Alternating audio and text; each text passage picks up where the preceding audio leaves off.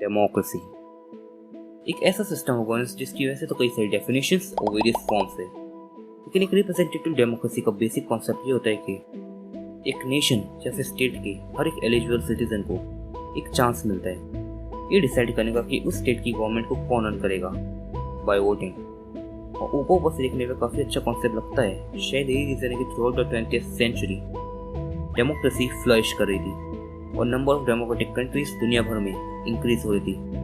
लेकिन 21st century की शुरुआत से कुछ ऐसा हो रहा है जो इस ट्रेंड को रिवर्स करता नजर आ रहा है। जैसे कि रिसेंटली पब्लिश हुए बहुत सारे डेमोक्रेसी इंडेक्सेस और रिपोर्ट्स ने ये पॉइंट आउट किया कि डेमोक्रेसीज वर्ल्ड वाइड डिक्लाइन हो रही है और उनकी क्वालिटी डिग्रेड।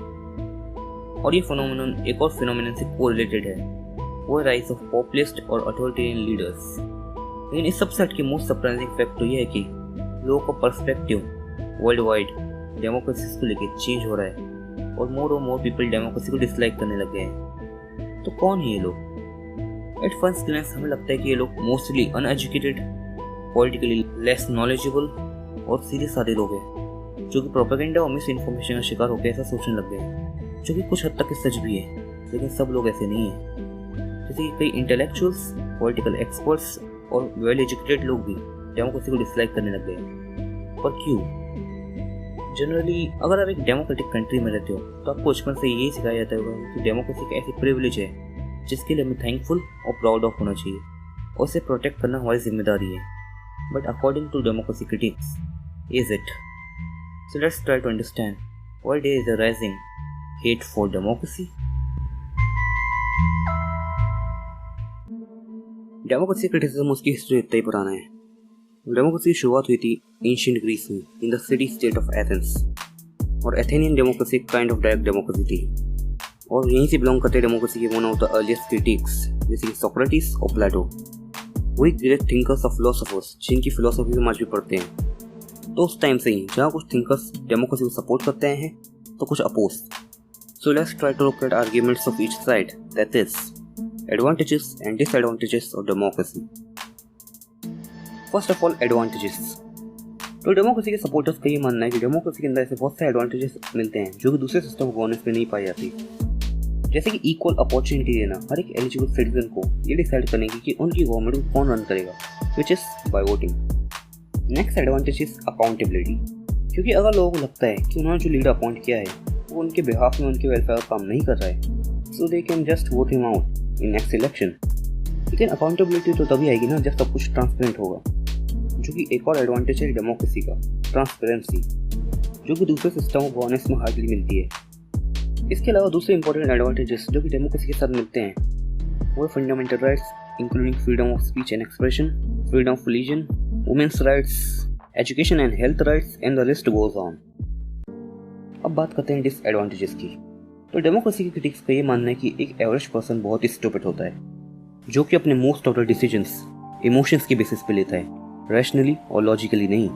इसीलिए बहुत सारे पॉलिटिकल ग्रुप्स के लिए बहुत ही आसान हो जाता है मासेस को मैनिपुलेट करना प्रोपेगेंडा, डिसइंफॉर्मेशन और नैरेटिव्स की हेल्प से, जिसके बाद वो डेमोक्रेटिक इंस्टीट्यूशंस को धीरे धीरे डैमेज करके एक अथॉरिटेरियन रिजिम सेट कर सकते हैं और डेमोक्रेसी को हाईजैक कर सकते हैं। डेमोक्रेसी के साथ दूसरी प्रॉब्लम ये है कि बहुत ही एक्सपेंसिव, लेस स्टेबल और टाइम कंज्यूमिंग सिस्टम है, क्योंकि डेमोक्रेसीज के अंदर कई बार कॉलिजन गवर्नमेंट्स फॉर्म होती हैं और अगर कॉलिजन मेंबर्स डिफरेंट आइडियोलॉजीज के हो तो पॉलिसी मेकिंग और डिसीजन टेकिंग बहुत ही ज़्यादा कॉम्प्लिकेटेड और टाइम कंज्यूमिंग प्रोसेस बन जाता है, जो कि जनरली डेमोक्रेसी के अंदर एक ऑलरेडी टाइम कंज्यूमिंग प्रोसेस होता है। और अगर गवर्नमेंट कोई मेजर डिसीजन ले भी ले तो समटाइम्स उसे कई प्रोटेस्ट और बैकलैशेस फेस करने पड़ते हैं उन लोगों के द्वारा जो कि उस डिसीजन या फिर पॉलिसी से एग्री नहीं करते। इसके अलावा एक मेजर प्रॉब्लम है पॉलिटिक्स, क्योंकि कई बार पॉलिटिक्स की वजह से कंट्रीज के जो इलेक्टेड लीडर्स हैं वो ज़्यादातर फोकस करते हैं कि नेक्स्ट टाइम इलेक्शंस कैसे थे, और इसलिए वो मोस्टली ऐसी पॉलिसीज़ पे ज़्यादा फोकस करते हैं जो कि मासेस को इमोशनली ज़्यादा अपील करे, ऐसी पॉलिसीज़ के मुकाबले में जो कि कंट्री को ओवरऑल ज़्यादा बेनिफिट करे। क्योंकि अगेन वो भी जानते हैं कि कॉमन पीपल इमोशनली ज़्यादा डिसीजंस लेते हैं इंस्टेड ऑफ लॉजिकली। अब आप में से कई लोग सोच रहे होंगे कि करंटली डेमोक्रेसी से बेहतर ऑप्शन तो कोई है नहीं, तो फिर लोग चाहते क्या है? तो डेमोक्रेसी के कई क्रिटिक्स का आंसर होता है बेनेवोलेंट डिक्टेटर्स। बेनेवोलेंट डिक्टेटर्स ऐसे डिक्टेटर्स होते हैं जो कि अपनी एब्सोल्यूट पावर्स का इस्तेमाल करते हैं सिटीजन्स के वेलफेयर के लिए। पर हिस्ट्री में बहुत ही कम बेनेवोलेंट डिक्टेटर्स पाए गए हैं और मोस्टली रूथलेस डिक्टेटर्स पाए गए हैं। But why? क्योंकि बेनेवोलेंट डिक्टेटर्स लंबे टाइम तक टिक नहीं पाते, लेकिन रूथलेस डिक्टेटर्स का रीजन काफ़ी स्टेबल होता है। और इस सब का रीज़न है basic concept of power retention और rules for rulers.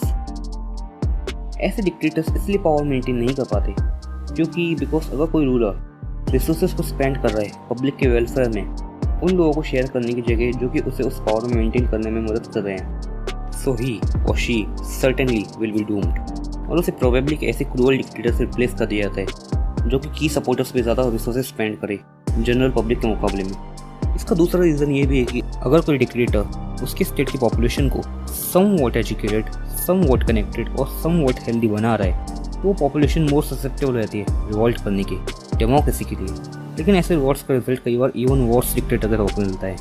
So what's the solution? Democracy के हिसाब से ह्यूमन हिस्ट्री में चल रहा लॉन्गेस्ट रनिंग एक्सपेरिमेंट है ह्यूमंस के ऊपर। और कुछ लोगों को मानने की एक्सपेरिमेंट सक्सेसफुल रहा है, तो कुछ का मानने की एक फील्ड एक्सपेरिमेंट रहा है, और कुछ लोग तो इस कॉन्स्पिरेसी में मानते हैं कि एक वेस्टर्न ट्रैप है थर्ड वर्ल्ड कंट्रीज को अंडर डेवलप रखने के लिए। और लोग ऐसा क्यों सोचते हैं? तो इसका रीज़न है दो देशों का कंपैरिजन, चाइना और इंडिया। सेकेंड वर्ल्ड वॉर के बाद चाइना और इंडिया लगभग सेम ट्रैक पे थे। दोनों ही देश फॉरेन पावर्स के जरिए एक्सप्लॉइट किए गए थे, दोनों और ह्यूज पॉपुलेशंस थी और दोनों देशों में बहुत करीबी थी। लेकिन जहाँ चाइना एक अथॉरिटेरियन रिजाइम बना, वही इंडिया ने डेमोक्रेसी को चुना। लेकिन इतने सालों बाद हम देख सकते हैं कि जहाँ चाइना इकोनॉमिकली प्रॉस्पर कर रहा है और वर्ल्ड सुपर पावर बनने का एक स्ट्रॉन्ग कैंडिडेट है, तो वही इंडिया अभी भी इकोनॉमिकली सफ़र कर रहा है। तो क्या इसका रीज़न डेमोक्रेसी है?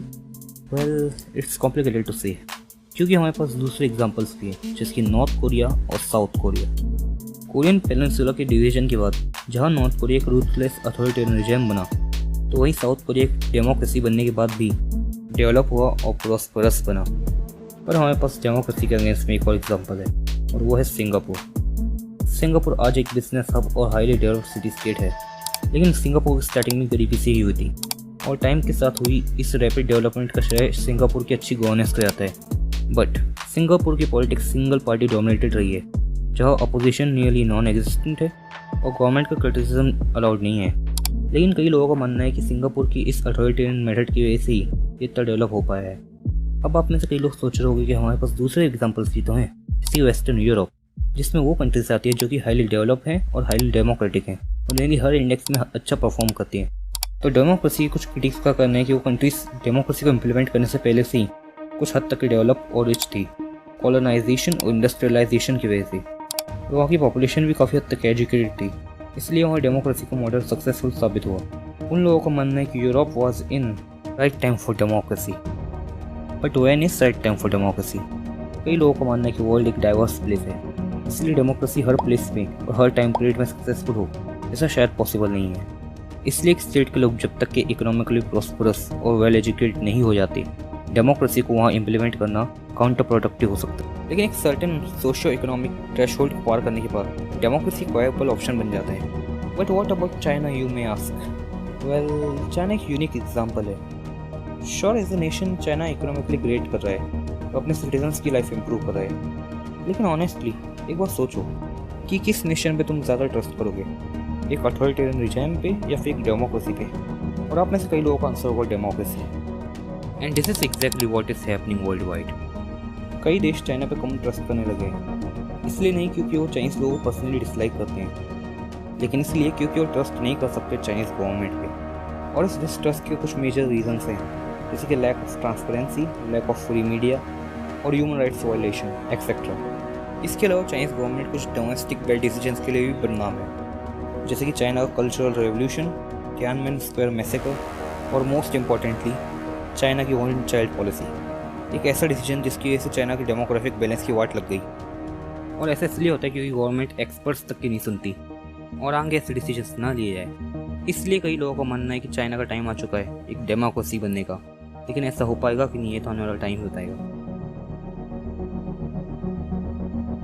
डेमोक्रेसी का एक और प्रॉब्लम है, वो है पॉलिटिकल आइडियोलॉजीज और पॉलिटिकल स्पेक्ट्रम, जैसे कि जेंडर, एथनिसिटी, लैंग्वेज और रिलीजन जैसे सोशल डिविजन्स पहले ही कम नहीं थी सोसाइटी में, कि ये पॉलिटिकल आइडियोलॉजीज और आ जाती है सोसाइटी के डिविजन्स को इम्प्लीफाई करने के लिए।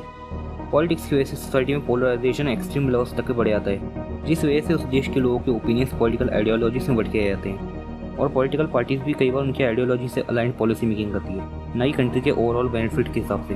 और कई बार ये पॉलिटिकल आइडियोलॉजीज ही होती हैं जो कि लोगों में डेमोक्रेसी के सपोर्ट या फिर हेट को ड्राइव करती हैं। और वो कैसे? तो सपोज कि दो अपोजिट आइडियोलॉजीज की पॉलिटिकल पार्टीज हैं, ए और बी। तो जनरली जब पार्टी ए पावर में रहेगी तो इसके कोर सपोर्टर्स डेमोक्रेसी को क्रिटिसाइज करेंगे कि कैसे इस प्रोसेस की वजह से पार्टी ए को स्टेट की डेवलपमेंट करने में रुकावट आ रही है और वो बड़े स्टेप्स नहीं ले पा रही। तो दूसरी ओर पार्टी बी के सपोर्टर्स डेमोक्रेसी को सपोर्ट करेंगे और अथॉरिटेरियनिज्म को रेजिस्ट करेंगे। लेकिन जब इसका उल्टा होता है और पार्टी बी पावर में आती है तो ये ट्रेंड काफ़ी हद तक रिवर्स हो जाता है और बी के सपोर्टर्स डेमोक्रेसी को क्रिटिसाइज करने लग जाते हैं और ए के सपोर्टर्स डेमोक्रेसी को सपोर्ट और protect. It's not always the case, लेकिन मोस्टली ऐसा ही होता है। And may be this is how democracy sustain itself. तो अगर डेमोक्रेसी में इतनी फ्लॉस हैं तो क्या कोई अल्टरनेटिव एग्जिस्ट करते हैं? कुछ लोगों का मानना है कि एपिस्टोक्रेसी, न्यूक्रेसी, टेक्नोक्रेसी और मेरिटोक्रेसी जैसे ऑप्शंस हैं, लेकिन इन सब के अपने अपने बेनिफिट्स और फ्लॉस हैं। लेकिन कुछ लोग तो फ्यूचरिस्टिक सॉल्यूशंस की भी बात करते हैं, जैसे कि एआई बेस्ड गवर्नेंस, मतलब कि आर्टिफिशियल इंटेलिजेंस को यूज़ करना गवर्नेंस के लिए। लेकिन ये चीज़ अभी भी थियोरेटिकल है, अंडर डेवलपमेंट है और एक्सपेरिमेंटल है, इसलिए ये भी करंटली एक वैलिड अल्टरनेटिव नहीं है। Back to our main topic, democracy worldwide most popular form of government है, पर क्या ये इफेक्टिव इनफ है? Did we really need it? तो बेसिकली ऐसे देश जहाँ पर नेचुरल रिसोर्सेज अबंडेंट होते हैं, वहाँ के लीडर्स के पास कोई खास इंसेंटिव नहीं होता उस रीजन के लोगों को अपलिफ्ट करने का, उनकी लाइफ को बेटर बनाने का, बिकॉज वो लीडर्स सिंपली वहाँ के नेचुरल रिसोर्सेज को खुद या फॉरेन कंपनीज की हेल्प से एक्सट्रैक्ट करके अपने और अपने की सपोर्टर्स के लिए वेल्थ जनरेट कर सकते हैं और सस्टेन रह सकते हैं। और जनरली ऐसे देश डिक्टेटरशिप्स बनते हैं। लेकिन दूसरी ओर वो देश जहाँ पर कोई खास नेचुरल रिसोर्सेज नहीं पाए जाते, वो रिलाई करते हैं ह्यूमन प्रोडक्टिविटी पे एज अ रिसोर्स, और इसीलिए वहाँ के लीडर्स ही फोकस करते हैं सिटीजन्स की डेवलपमेंट में, जैसे हेल्थ केयर, एजुकेशन, कनेक्टिविटी वगैरह में। क्योंकि जो चीज़ें सिटीजन्स की लाइफ को बेटर बनाती है वो उन्हें ज़्यादा प्रोडक्टिव भी बनाती है, और more productive citizens generate more tax money for the government, और इसलिए ऐसे देश सस्टेन रहते हैं और जनरली ऐसे देश डेमोक्रेसी बनते हैं। And that's the thing, democracies better places होती हैं रहने के लिए डिक्टेटरशिप्स के मुकाबले में। इसलिए नहीं क्योंकि रिप्रेजेंटेटिव्स हमेशा बेहतर लोग होते हैं, लेकिन इसलिए क्योंकि उनकी नीड्स अलाइंड होती हैं सिटीजन्स की वेलबींग से। और इसलिए पर्सनली मेरा मानना है कि जो देश अभी करंटली डेमोक्रेसी से हैं उन्हें इसके साथ स्टिक होकर रहना चाहिए, क्योंकि अगेन हम सब जानते हैं कि डेमोक्रेसी एक परफेक्ट फॉर्म नहीं है गवर्नेंस का, लेकिन it is currently the best we have.